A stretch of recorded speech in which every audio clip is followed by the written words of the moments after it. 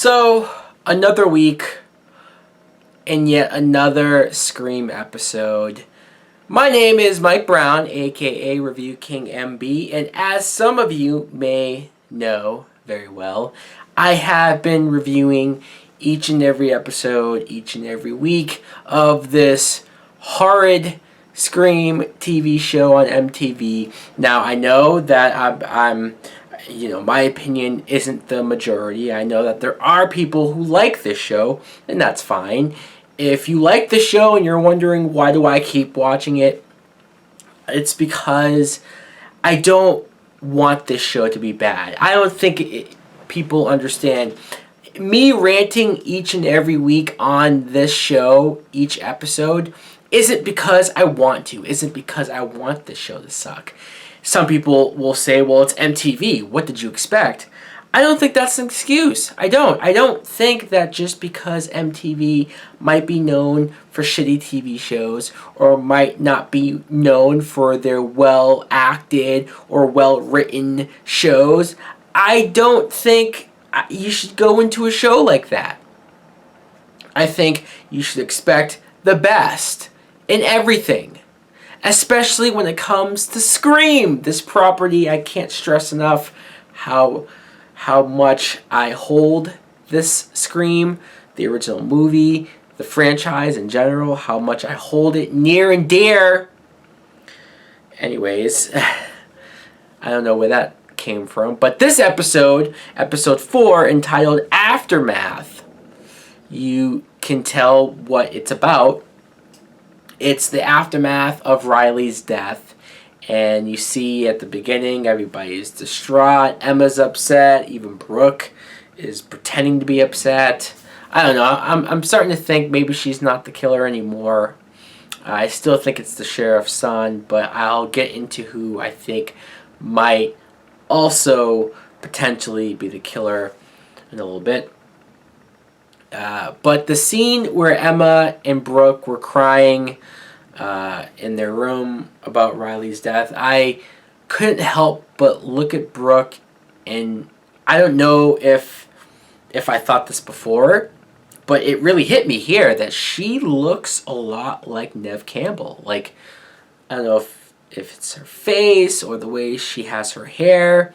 Maybe it's similar to Sydney in the first movie. I don't know. There's something about Brooke that reminded me of Sydney a little bit in this episode. Not her character, though. She's still a slut. I know this episode she's trying to rise above that and not be that person, especially because the killer sent her this poll results of everybody wanting her to die instead of Emma. Either way, I don't care if both of them die. The cops think that Tyler is the killer, and I said this last week, I think, but it still rings true this week. It would have been better if we as an audience didn't know that Tyler was dead. If we didn't know that the killer cut his head off, because maybe we could think along with them that, I mean, I know it's episode 4. I know in the back of our heads we wouldn't think that the killer was dead or caught by now, but still at least have that doubt there. Now we're just sitting there the whole time with no suspense. Nothing is behind anything. We know that the cops are wrong, and Emma and her friends going to the killer's lair. That's just, like, that whole sequence especially did nothing for me. I wasn't afraid. I wasn't nervous. I wasn't, scared for their well-being. I honestly didn't give a fuck what happened to them. And you could say, well, that's me, right? That's me in my hating on the show. But I just think that there's just nothing to the characters. There's nothing to the atmosphere. There's nothing to the style of trying to build up a horror scene. I think Wes Craven, his name is on this show as a producer in name alone. I guarantee you that he has nothing to do with this show, and he hates everything about this show.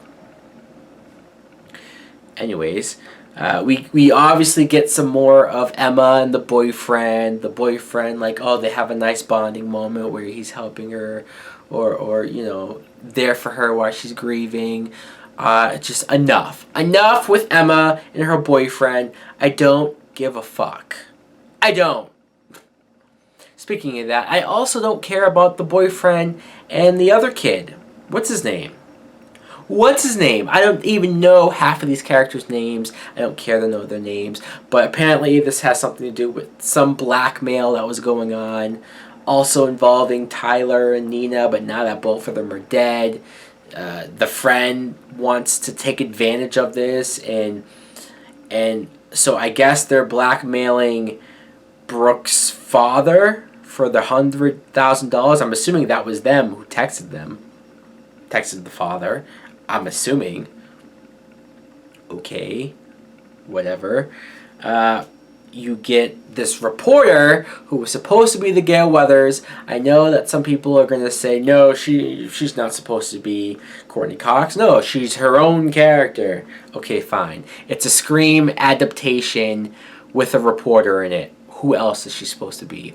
And I know some people, too, were getting on my case saying that, oh, this isn't a remake. This is its own thing. This is this and that. And it's like, if that's the case, then call it something else. Don't call it Scream and then not expect me to compare it or to think of certain characters in connection to the other characters. Don't have Noah referencing these killers in movies and stuff like that, and then try to say that it's not supposed to be the Randy character. Come on.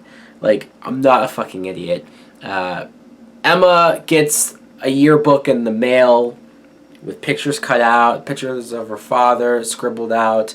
We still don't know what happened with the father. He was the only survivor, but we don't know where he is. So her and the other girl, what's her name? The one with the short hair. So they go off to the lair, and Noah follows them, which was very weird. Because like I said, none of the scene of them sneaking into the admissions school or whatever, none of that was scary or creepy or anything. But then when Noah shows up and he's wearing his hoodie with the flashlight, I'm like, why is he wearing his hoodie? Why? Like, you're surprised that they attacked you? Even just the character Noah, it doesn't make any sense for him to have the hoodie. It was just a lame attempt at a fake out to try to get me scared, and I was just sitting there really bored. I mean, honestly, this was the most boring episode that the show has done. I know that I said before I was trying to be positive, but it's hard. It's hard when I'm sitting there so disinterested. This episode also didn't have any kills. I'm not saying that every episode should have kills, although after this one I think they should. Because I'm noticing that without the kills, without any of the creepy moments that the first 3 episodes at least had one creepy scene or something, there's nothing here. There's nothing to the characters. A lot of the acting is bad. Emma is still bad. I'm sorry. She's bad. I can't. And I can't get past the moment where the 3 characters are in the killer's lair, and at the bottom left-hand side of the screen, it says, hashtag the killer's lair. Hashtag. I know Twitter is a thing. I have a Twitter account, but I'm barely on it. I have it connected to my YouTube channel, so my videos get posted on my Twitter.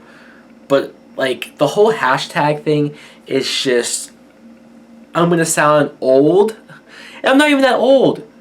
But hashtag, like, if I'm watching this show, am I really going to go on Twitter while I'm watching it and hashtag the killer's lair to talk about it? Like, what am I going to say? Oh my god, they're in hashtag the killer's lair. Like, fuck. The teenage generation hashtagging while they're watching shows. If that's really going on, then fuck. I almost don't want to be a part of this new generation. Either way, I'm trying to figure out what's worse. That, or at the end of the episode where we saw Brooke talking to what's his name? they play that really MTV poppy music, and then they have the name of the song and artist at the bottom of the screen. I'm like, oh, this show is so fucking MTV and not in any good way. I don't know how it would be a good way to be an MTV show at this point. But just, am I nitpicking? I don't know. People who like this episode or the show, tell me if I'm nitpicking. I don't mind people who disagree. I just mind people who are assholes about disagreeing. But then the very end of the episode is Emma talking to the reporter character, the two most least interesting characters of the show. And what do you know? Because Noah and that girl, they encrypted the videos, and one of the videos was Emma losing her virginity to the boyfriend. And it got somehow, like, what did he do to upload it? Like, he pressed play, they saw it, and like he couldn't press the stop button. Like, he was strong. We just saw him hack the fuck out of this security system or whatever. The password that was there. He hacked it fairly easily, and then all of a sudden he didn't know how to turn off a video, or he couldn't stop it from uploading. Holy fuck, some hacker, Noah. So the video gets uploaded, everybody sees it, Emma's gonna be embarrassed. She's probably gonna be back to being pissed at the boyfriend again. Oh, they just became friends in this episode. Next episode, there's gonna be more drama. I can't wait for that! Anyways, guys, clearly I did not like this episode. This episode fucking sucked. It's the worst episode of the show so far. I'm sorry, but I'm not really sorry. I'm just being honest. Also, when you see the mask, I don't want to make this too much of a big deal because somebody commented last week saying that they think the whole deal with the mask and why they changed it was a copyright thing. If that's true, then that sucks. Then don't do the fucking show. If you can't get the mask, then don't do the show. But this mask is iconic. How do you have anything Scream without this mask? I mean, this mask is fucking creepy. It's creepy, and it's fucking awesome. And seeing that mask in comparison to this one, there's no comparison. Anyways, guys, thanks for watching. Let me know in the comments below, what did you think of the episode? Do you agree with me? Do you disagree with me? Like, comment, subscribe.